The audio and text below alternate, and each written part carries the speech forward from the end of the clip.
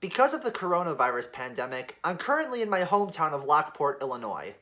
As much as I want to be in Champaign, being in Lockport gave me an opportunity to feature a place in Lockport for this assignment.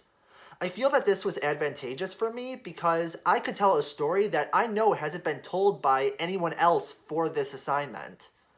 I chose Lincoln Landing because it honors Lockport's history, and I thought that it had a unique story to tell.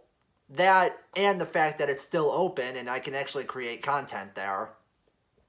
My finished video needed three things: photos, ambient audio, and voiceover audio. I tried to photograph and include in the finished video a little bit of everything about Lincoln Landing. Overall shots of the park, close-ups of the plaques and information boards, overall and close-up shots of the Abraham Lincoln statue, photos of the historic buildings turned museums, the canal, the park sign, the train tracks that are right next to the park, just a little bit of everything. If the museums were open, I probably would have created some content inside, both pictures and ambient audio, but I couldn't do that.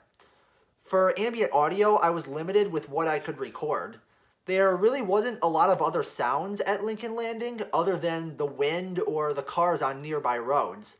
The only other audio that I felt was relative to Lincoln Landing was the sound of the trains that were passing by on the tracks that were right next to the park. For voiceover audio, I would have loved to interview someone from one of the historical societies in Lockport, but the circumstances just wouldn't allow me to do that. It wasn't really a problem for me to record some voiceover myself, and I just tried to fill in the blanks on what the photos couldn't tell the viewer.